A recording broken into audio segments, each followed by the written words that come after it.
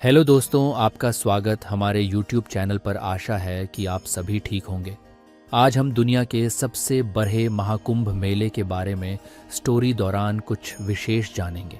महाकुंभ एक दिव्य और अद्वितीय संगम।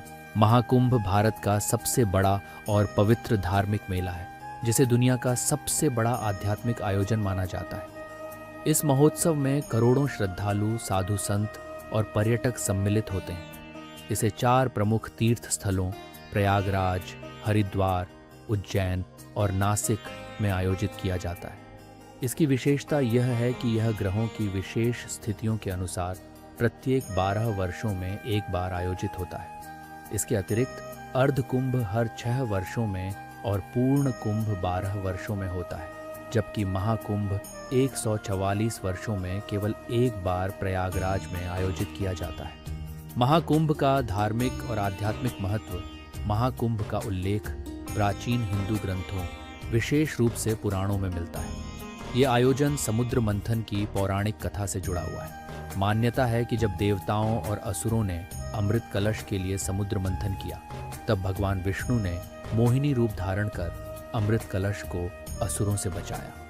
इस दौरान अमृत की कुछ बूंदें धरती पर 4 स्थानों प्रयागराज, हरिद्वार, उज्जैन और नासिक पर गिरी। महाकुंभ की अद्भुत विशेषताएं। एक आस्था और भक्ति का महासंगम। महाकुंभ केवल एक धार्मिक आयोजन नहीं है, बल्कि यह आस्था, भक्ति और आध्यात्मिकता का महासंगम है। यहाँ हर वर्ग और समाज के लोग बिना किसी भेदभाव के एक साथ मिलकर पुण्य अर्जित करने के लिए आते हैं। 2. संगम स्नान का महत्व। महाकुंभ के दौरान पवित्र नदियों में स्नान करना अत्यंत शुभ माना जाता है। ऐसा माना जाता है कि इन नदियों में स्नान करने से मनुष्य के सभी पाप नष्ट हो जाते हैं और उसे मोक्ष की प्राप्ति होती है। विशेष रूप से प्रयागराज में गंगा, यमुना और अदृश्य सरस्वती नदी के संगम पर स्नान का अत्यधिक महत्व है। 3. नागा सन्यासियों और साधु संतों की दिव्यता।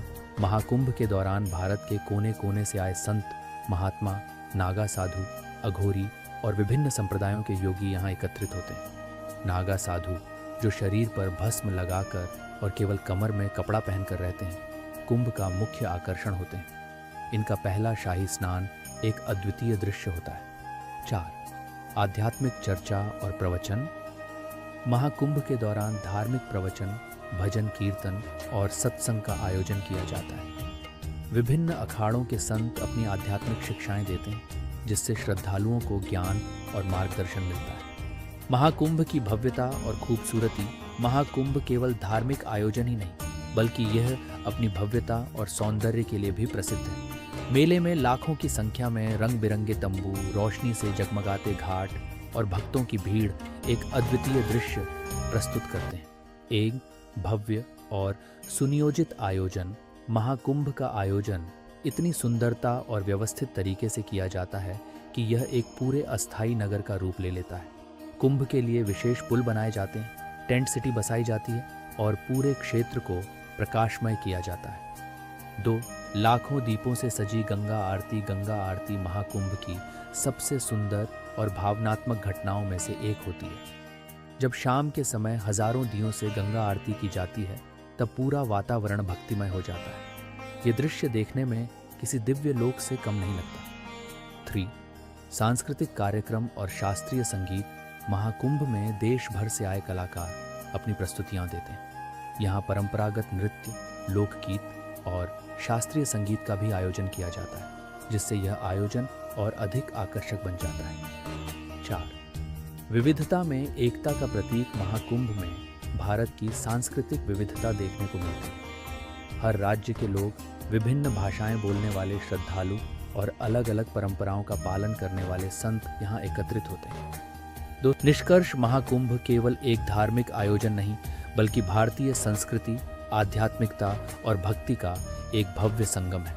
यह आस्था, विविधता और समर्पण का परिचायक है। इसकी खूबसूरती, भव्यता और दिव्यता इसे विश्व के सबसे बड़े आयोजनों में से एक बनाती है। जो भी व्यक्ति इस महायोजना में भाग लेता है, वह जीवन में एक अद्वितीय आध्यात्मिक अनुभव प्राप्त करता है। महाकुंभ न केवल मोक्ष की राह दिखाता है, बल्कि हमें आत्म साक्षात्कार और भक्ति का सच्चा अर्थ भी सिखाता है।